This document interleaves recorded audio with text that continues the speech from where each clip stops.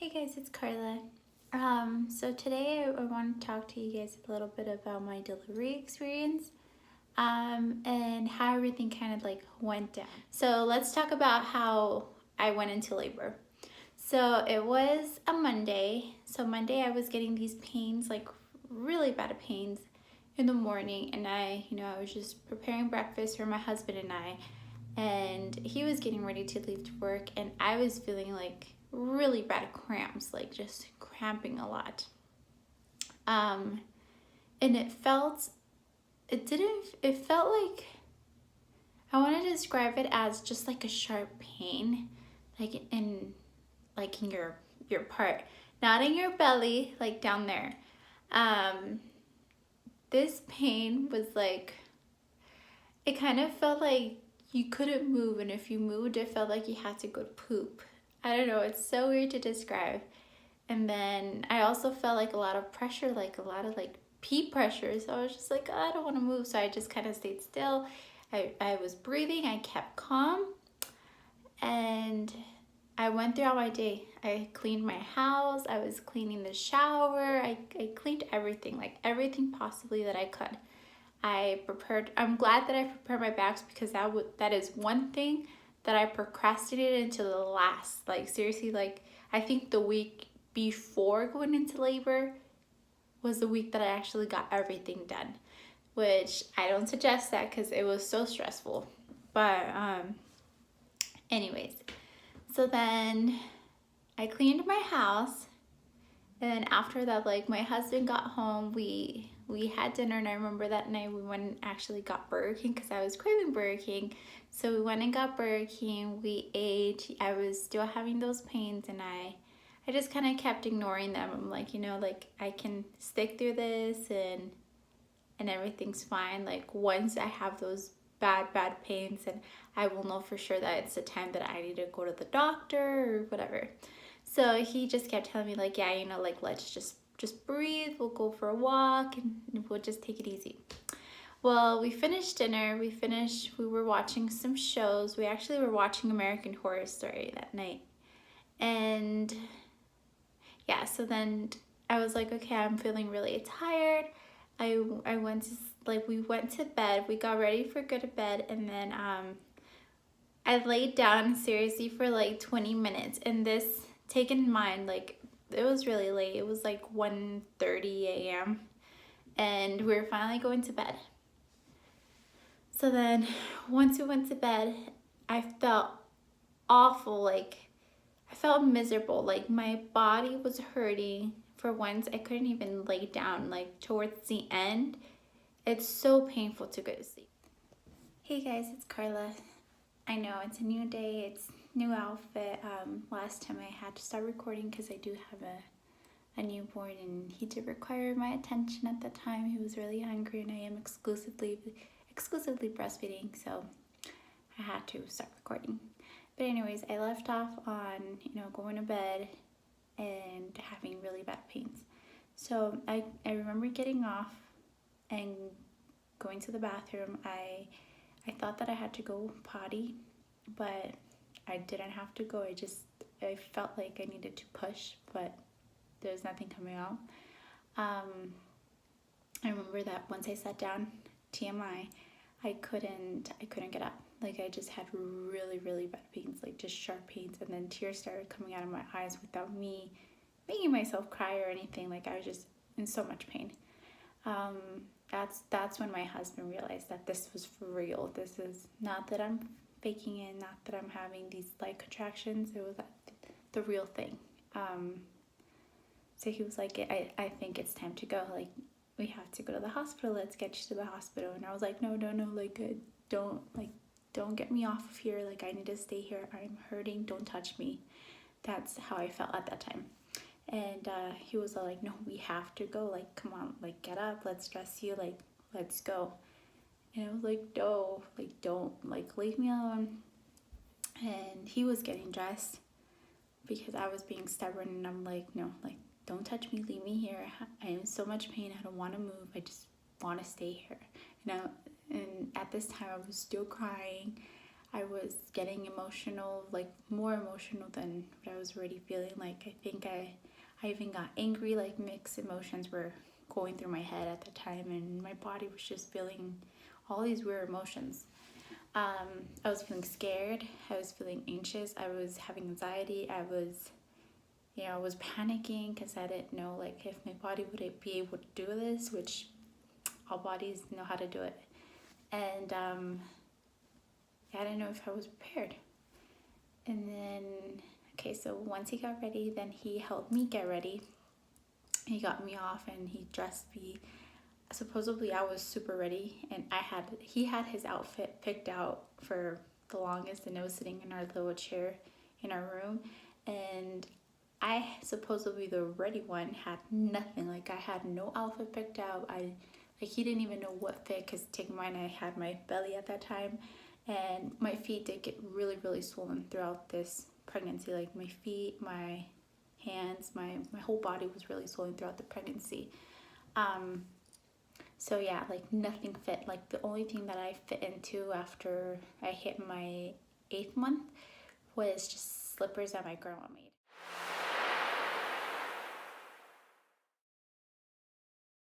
Yeah, it was bad. I only had one pair of slippers that I fit into and nothing else.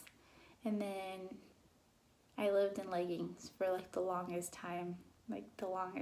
Ever since I hit my 8th month, like nothing else fit, because my ankles would get so swollen, and then it was so hard to get my jeans off. So he got me dressed, we went out the door, our bags were already in the car.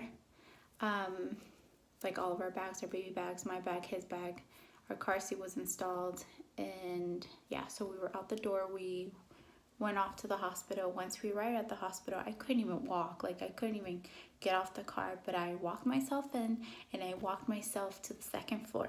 I didn't want a wheelchair. They offered me a wheelchair. I did not want to, because sitting down was more painful for me at the time than walking myself up. So I walked myself to the delivery room, and I signed my own papers. I did all that, and I was keeping calm.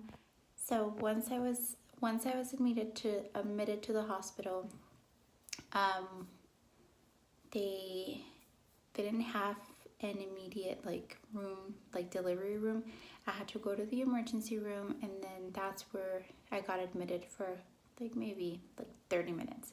So in that room, they had to check me. They checked me for dilation, because if I wasn't 5 centimeters dilated, then I would have to go home and wait until I was actually dilated 5 centimeters for me to stay at the hospital. So of course I was dilated 5 centimeters, and I had horrible pains, and they could tell because I couldn't really walk. That time supposedly I was really ready that it didn't matter if I was in pain. I had my makeup bag ready, and I would always be putting makeup on the car, and to look glam. That didn't work out. No, that's not the way. So I I looked like the Exorcist. Like, hilarious not to look back, but I was in so much pain that I didn't care. And the same with the whole dilation thing. Like when they check you, it was painful. But at the time, I didn't even feel it. Like I didn't feel the girl when she checked. I didn't feel anything. So all I know is what she was like. Okay, yeah, she's definitely 5 centimeters. This baby's coming out today. Like, oh my gosh, I was like, I didn't know. Like I was so glad, but I was so scared. I didn't know what to expect. All I know was that I was hurting, but I wanted to push this baby out. So then as soon as she checked me, I went into the labor room. Backtracking, because I think I forgot to say this. I got to the hospital at 3 a.m. And then I stayed in that emergency room until about 4. And then once I left the emergency room into the labor room, I was admitted at 5. And then around like 5:45 was when they actually when I started to experience more contractions, and they were more frequent. And then they asked me if I wanted the epidural, and I wanted the epidural. From the first time I wanted it. I don't tolerate pain. I definitely opted for the epidural, which I don't think there's anything wrong with it. I definitely feel like, if it's offered to you, take it. So I don't question it, just take it. But that's my opinion. By all means, like all you moms out there, or, you know, that did it with all natural and did it without an epidural, like props to you. So then once I got the epidural, I kind of just hanged out and then waited to be dilated even more. But the process from there, it actually speeded really, really fast. So that's why I thought I would have him in a couple of hours, which it didn't happen. I had him at 11:29 a.m. So then once I was 10 centimeters dilated, my water was not breaking. So I got to 10 centimeters, but my water did not break.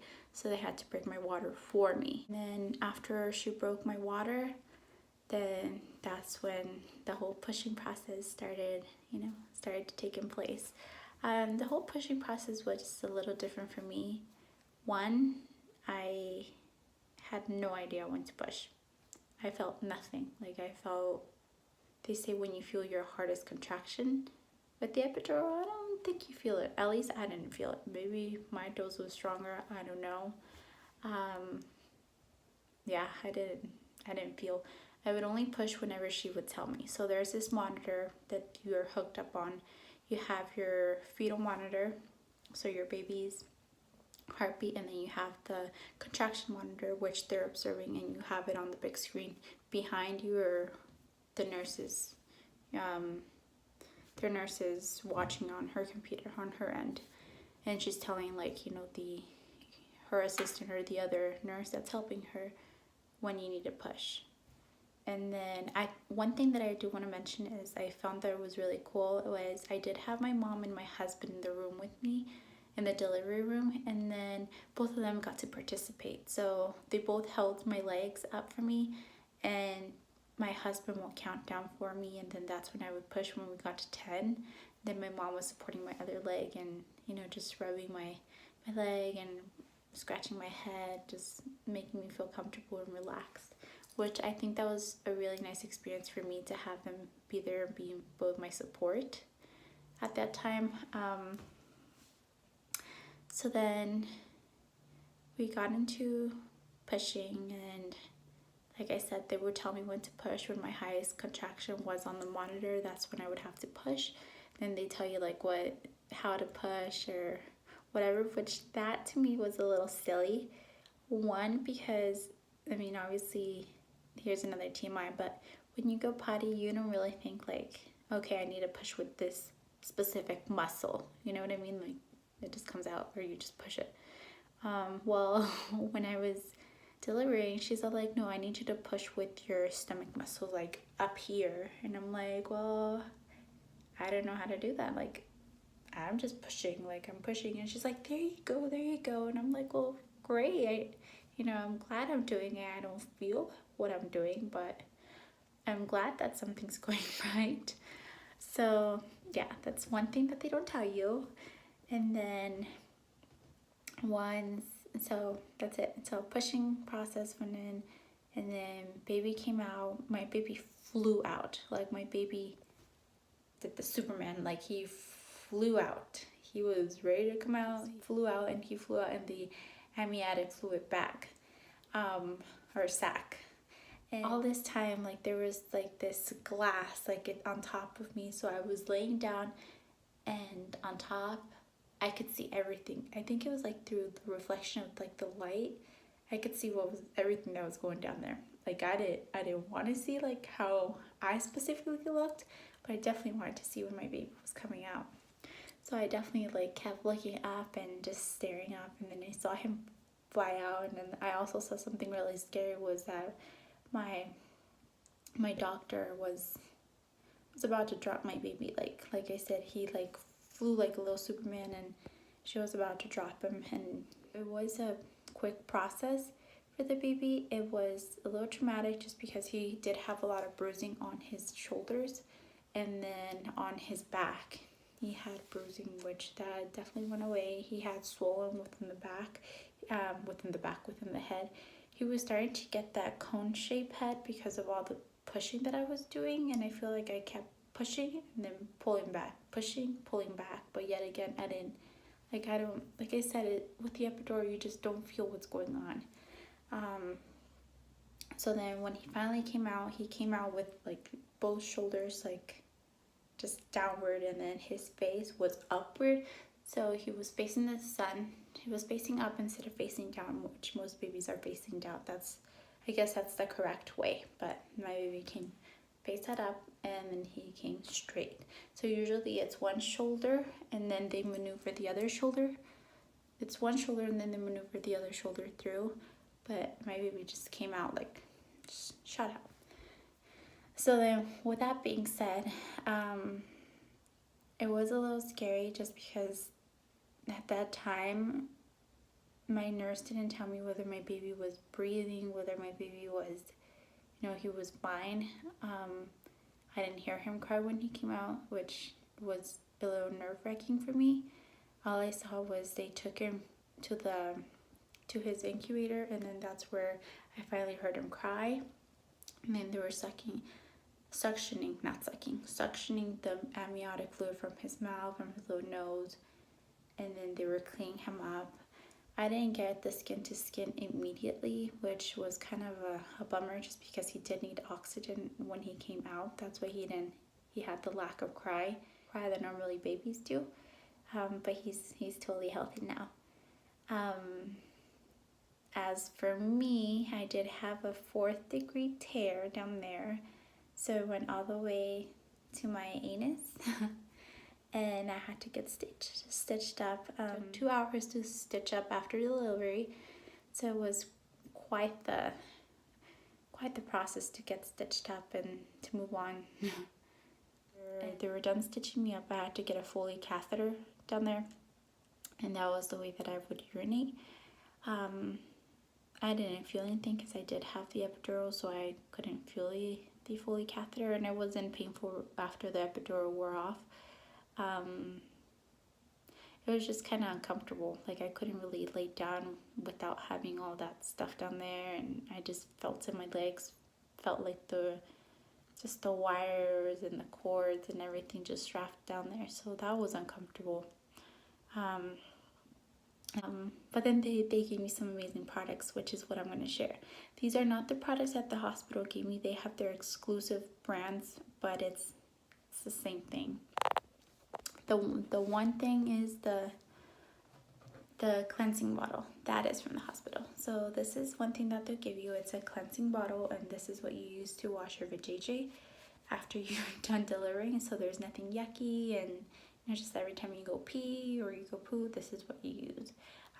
You fill it up with warm water, and then you kind of just squirt it down there. So that's to clean, and then you kind of just pat it dry with like toilet paper or with wipes, whatever you like. And then they'll give you like these big nice pads that you don't have to even worry. And then I'll do another video with what I did use for my hospital bag and what I didn't need because the hospital already provided. But they'll give you the pads, so you put your big pad on, and then they give you these nice activated like ice pads that you have to kind of like bend and then activate them and shake them and then turn into ice. So it's like a liquid inside, and then it turns into ice. You put that on top of your maxi pad. Then you have a spray, a numbing spray. This is amazing. This spray will be a lifesaver. This helps with the burning. It helps with any itching that you might have or anything. This is not the one that they gave you, but this is one that you can buy from the store. And this is amazing. It will save you. I definitely recommend it. So then you spray your vagina with this, and then Tucks. These are amazing. The hospital will give you their own brand of Tucks, and then this is, you put Tucks on top of your ice pad, and that helps with relieving any inflammation, or if you had any hemorrhoids, that helps with all of that. And then the Tucks do contain the witch hazel, so it's amazing. It's like a cooling, refreshing kind of pad that you have for down there. And then that's it. So then you're off you go. So you put all that stuff. Yes, you feel like you have a huge diaper on, but after delivering a baby, I feel like you don't care. And at the hospital, I mean, you're wearing a gown or your pajamas, so you don't really care. You just want to feel go down there, you want relief, and then they also give you medication. So you can opt to take the medication, the pain medication that they offer, or you can just take like ibuprofen for the inflammation, which is what I did. I took ibuprofen for the inflammation, and then they gave you like a stool softener so you can go potty, because for me, as I said, I had a 4th degree tear, which included my anus got teared up, and I had to get, you know, everything reconstructed down there. So absolutely it was gonna hurt with, you know, going potty without a stool softener. So I had this stool softener, and then I also had to take 2 doses of Miralax, so 1 in the morning and 1 at night, and that definitely helped. Like, just everything was nice and soft. I know that's disgusting, but that's what worked out, and that's it. So then recovery from that, it took a while. Once I left the hospital, I was at the hospital for 3 days. Once I left the hospital, it was my house. It's a 2-story house, so like I have to go up the stairs to go to my bedroom. That was painful. Like, I just felt like I was tearing everything up as I was going up the stairs, even on my ibuprofen. Like, it was so painful. Like, I hated coming downstairs. So what I finally learned to do was just putting everything in a bag that I needed from upstairs to downstairs, because downstairs is where I would spend most of my time with my baby and with my mom, because my mom did help out a lot through, you know, like after I finished giving birth. Like, she was there for me. She stayed at the house, and my husband was there. Like, he had some time off of work, so that was really helpful. I would say it took about 2 weeks to fully recover and to not feel a lot of pain. I still was taking my ibuprofen. I still was taking the stool softener and the Miralax. So yeah, that was my whole delivery story, and yeah, it was quite the journey. It was not what I expected. I definitely expected something more of a just pretty, like the movies, kind of like, you know, a lot of doctors rush in to the delivery room and everybody's gowned up and ready to go, and everybody's just staring, and they're telling you to push, and you push, and then you're done, and then you get to meet your baby for the first time, and, you know, just fun stuff. And then once you leave the hospital, you look really glamorous and you're feeling I'm like amazing. But definitely not my story. Would I change it? Absolutely not. Like, this is what makes my story unique. And yeah, so I gave birth to a beautiful baby boy. So until next time, guys, thank you so much for watching, and subscribe.